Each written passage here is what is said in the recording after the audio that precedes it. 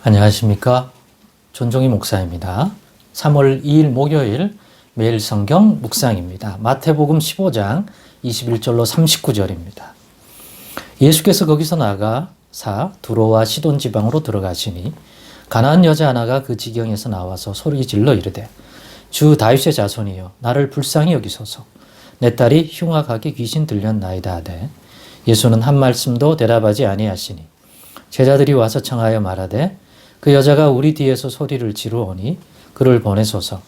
예수께서 대답하여 이르시되 나는 이스라엘 집에 잃어버린 양 외에는 다른 데로 보내심을 받지 아니하였노라 하시니 여자가 와서 예수께 절하며 이르되 주여 저를 도우소서. 대답하여 이르시되 자녀의 떡을 취하여 개들에게 던짐이 마땅하지 아니하니라. 여자가 이르되 주여 올소이다마는 개들도 제 주인의 상에서 떨어지는 부스러기를 먹나이다 하니 이에 예수께서 대답하여 이르시되 여자여 너의 믿음이 크도다. 너의 소원대로 되리라 하시니 그때로부터 그의 딸이 나으니라. 예수께서 거기서 떠나사 갈릴리 호숫가에 이르러 산에 올라가 거기 앉으시니 큰 무리가 다리 저는 사람과 장애인과 맹인과 말 못하는 사람과 기타 여럿을 데리고 와서 예수의 발 앞에 앉힘에 고쳐주시니 말 못하는 사람이 말하고 장애인이 온전하게 되고 다리 저는 사람이 걸으며 맹인이 보는 것을 무리가 보고 놀랍게 여겨 이스라엘의 하나님께 영광을 돌리니라. 예수께서 제자들을 불러 이르시되 내가 무리를 불쌍히 여기노라. 그들이 나와 함께 있은지 이미 사흘임에 먹을 것이 없도다. 길에서 기진할까 하여 굶겨 보내지 못하겠노라.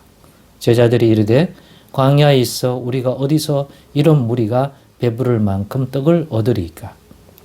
예수께서 이르시되 너에게 떡이 몇 개나 있느냐. 이르되 7개와 작은 생선 2마리가 있나이다 하거늘. 예수께서 무리에게 명하사 땅에 앉게 하시고 떡 7개와 그 생선을 가지사 축사하시고 떼어 제자들에게 주시니 제자들이 무리에게 주매 다 배불리 먹고 남은 조각을 7강주리에 차게 거두었으며 먹은 자는 여자와 어린이 외에 4,000명이었더라. 예수께서 무리를 흩어 보내시고 배에 오르사 마가단 지역으로 가시니라. 아멘. 네, 오늘은 가나안 여자의 믿음 응답하시는 예수님이라는 제목으로 묵상 나눔을 갖겠습니다. 오늘 내용이 좀 깁니다만은 여러 가지 내용이 나옵니다만은 본문 21절로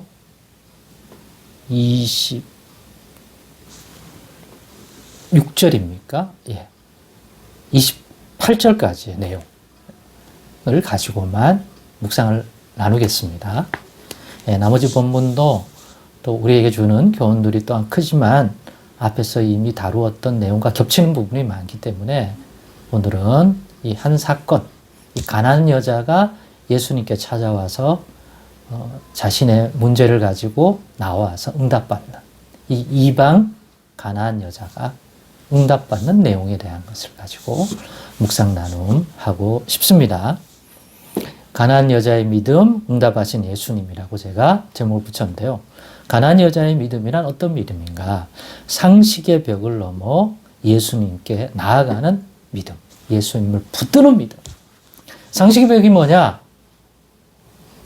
오늘 이 여인이 예수님을 찾아오게 만들었을 때부터 이방 여자예요. 그리고 예수님은 유대인이야.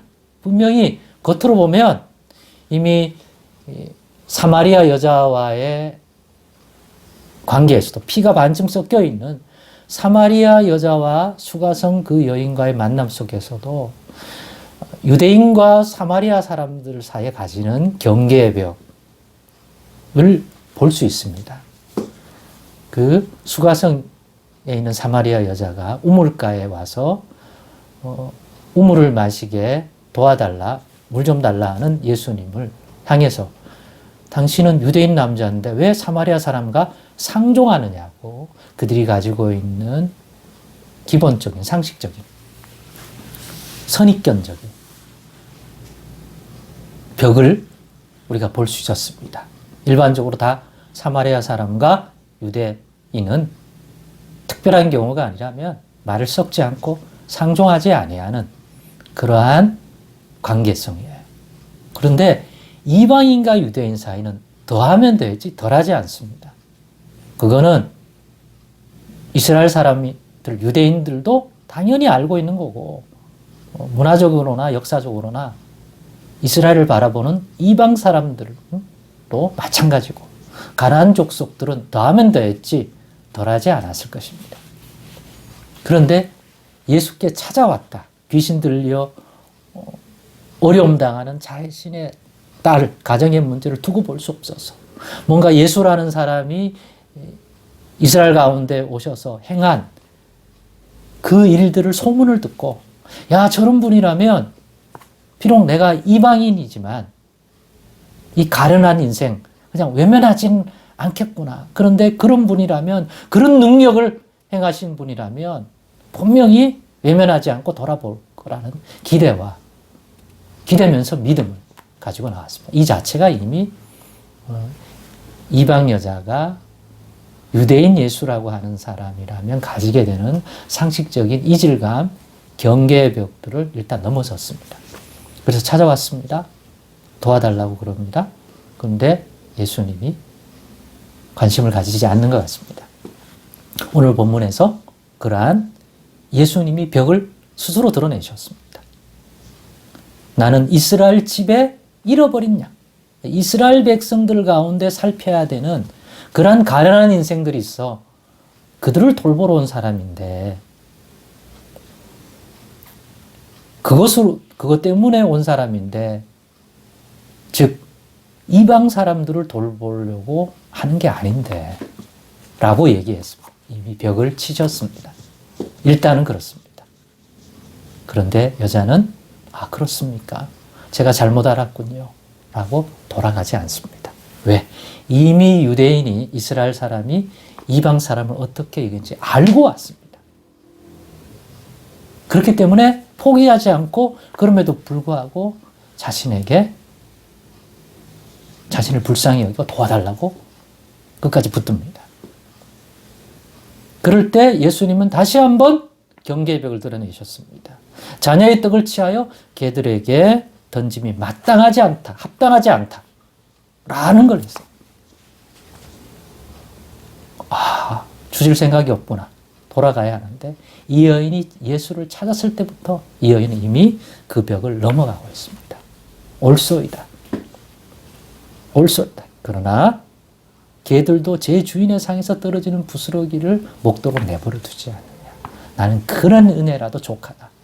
당신이 자녀들에게 주어서 당신이 주려고 하는 그 은혜를 자녀에게 주다가, 자녀들에게 상해 주다가 자녀들이 먹다가 남은 그 부스러기, 그것도 당신으로부터 나온 은혜라면 내게는 구원이 될 줄로 믿습니다.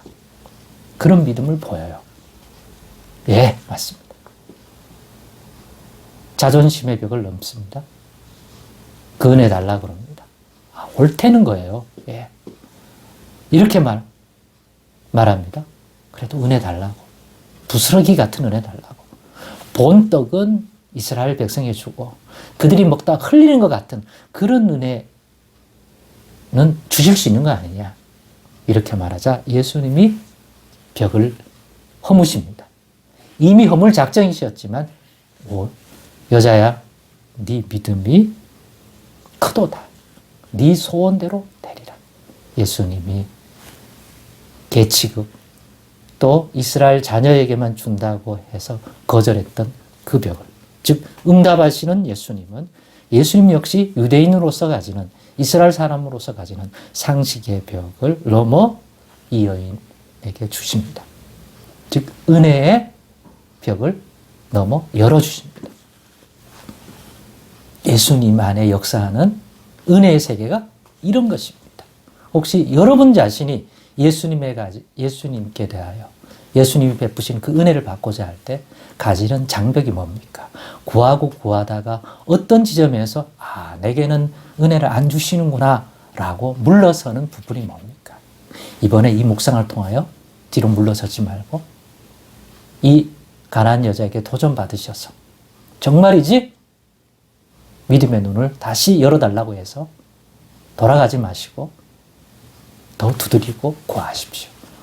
분명히 뭔가 거절받는 느낌이고 다친 느낌이었지만 분명히 어떤 지점까지 여러분들이 믿음 가지고 구하고 두드리고 성령님 도와달라고 해서 붙들면 어떤 지점에 이르면 분명히 예수님께서 준비하셨던 그 은혜의 더 큰 은혜의 세계를 보여주시고 다친 것 같은데 예수님도 경계를 넘어 열어주시는 은혜의 자리에 있게 될 것입니다. 그 믿음 우리 모두 올 한해 가지고 사십시다. 그래서 예수님이 내게는 닫아 놓으시는구나 라는 벽들을 넘어 더 큰 은혜의 세계를 누릴 수 있는 그런 기도 생활, 간구의 생활 이루는 그런 복된 한 해가 되기를 원합니다. 기도하겠습니다. 하나님 믿음도 주옵소서. 우리 자신에게도 그런 벽들이 생길 때가 있습니다.